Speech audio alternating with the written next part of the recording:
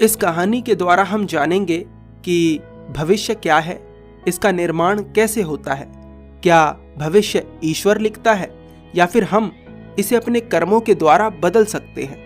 क्या भविष्य अन्य लोगों के कर्मों के द्वारा भी प्रभावित होता है। बहुत सारे प्रश्न जो आपके भविष्य से जुड़े हैं आज इस कहानी के माध्यम से आपको पता चलने वाले हैं। ये कहानी एक सिद्ध महात्मा की है। सिद्ध का अर्थ होता है जिन्हें सिद्धि प्राप्त हो। कैसी सिद्धि? सिद्धि भविष्य को देखने की, सिद्धि ये जानने की कि भविष्य में क्या होने वाला है। सबसे पहले सिद्धि को समझते हैं कि सिद्धि क्या होती है। सिद्धि बिल्कुल ऐसी है कि एक छोटा बच्चा है जिसे पेड़ पर आम लगा हुआ दिख रहा है, लेकिन वह उस पेड़ पर चढ़कर उस आम को तोड़ नहीं सकता। तभी वहां एक बड़ा लड़का आता है और उस बच्चे से कहता है, क्या तुम्हें वह आम चाहिए? छोटा बच्चा कहता है, हाँ मुझे वह आम चाहिए। बड़ा लड़का कहता है कि कुछ क्षण के लिए अपनी आंखें बंद करो। छोटा बच्चा अपनी आंखें बंद कर लेता है। बड़ा लड़का उस पेड़ पर चढ़ता है और उस आम को तोड़ लाता है। छोटा बच्चा उस आम को देखकर बहुत प्रसन्न होता है और कहता है, आपने तो यह चमत्कार कर दिया। सिद्धि भी बिल्कुल ऐसी ही होती है। हमें लगता है कि एक चमत्कार है, पर वास्तव में इस कला को कोई भी सीख सकता है। वह छोटा बच्चा भी कुछ समय बाद अभ्यास के द्वारा उस पेड़ पर चढ़ना सीख सकता था।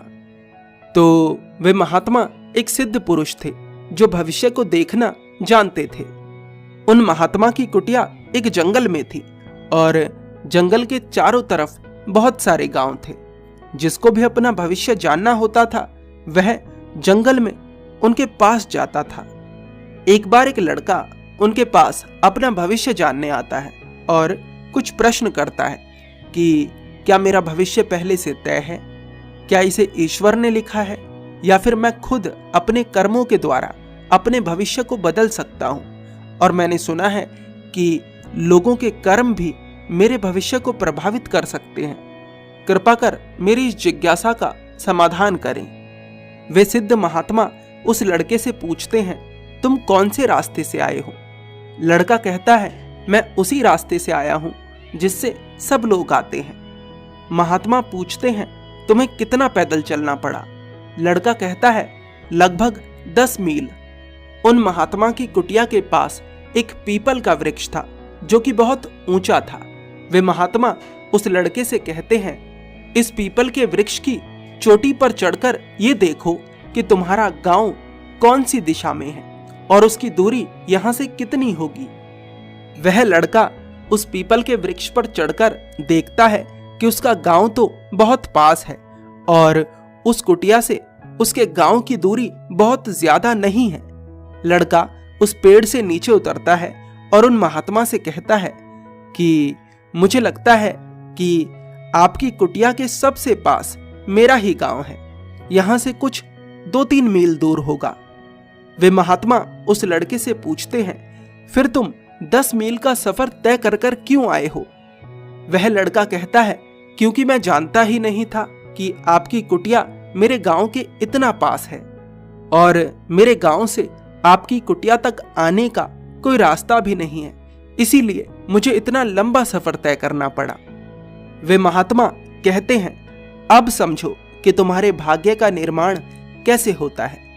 100 में से 99% लोग वही करते हैं जो ज्यादातर लोग करते हैं, यानी 10 मील का रास्ता तय करते हैं। लेकिन कुछ चतुर व्यक्ति 10 मील के रास्ते को 2 या 3 मील का रास्ता बना लेते हैं, पर उसके लिए उन्हें कर्म करना पड़ता है। तो अगर तुम अपने जीवन में आसानी चाहते हो तो फिर तुम्हारे भविष्य को लोग प्रभावित करेंगे, और अगर तुमने अपने जीवन को चुनौतीपूर्ण बना लिया तो फिर तुम्हारे भविष्य को तुम्हारा कर्म प्रभावित करेगा। यानी जो 10 मील का रास्ता है वह भी 2 या 3 मील का हो सकता है, पर उसके लिए तुम्हें अपने जीवन को चुनौतीपूर्ण बनाना होगा।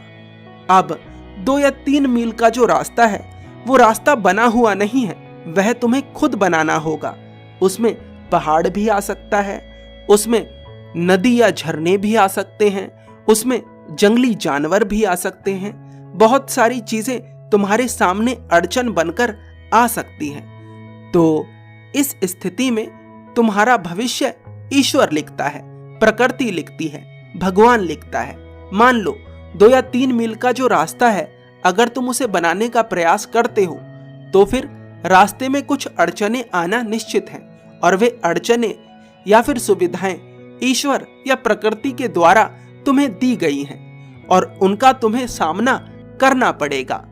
जो व्यक्ति लोगों के हिसाब से चलता है उसका भविष्य लोग प्रभावित करते हैं और उसके जीवन में अड़चनें कम आती हैं और उसके जीवन का विकास भी कम होता है। लेकिन जो व्यक्ति अपने कर्म को आधार बनाता है और उस दिशा में चलता है जिस दिशा में कोई नहीं चल रहा है, उसके जीवन में अड़चनें तो आती हैं लेकिन वह अपने जीवन के चरम तक पहुंच पाता है। भगवान, ईश्वर या प्रकृति 2 चीजें लिखता है, जीवन और मृत्यु, जन्म और मृत्यु। इसके बीच में जो कुछ भी होता है, सुख या दुख, वो तुम्हारे कर्मों पर आधारित है और समाज पर आधारित है, जिसके हिसाब से मनुष्य जाने या अनजाने चलने लगता है।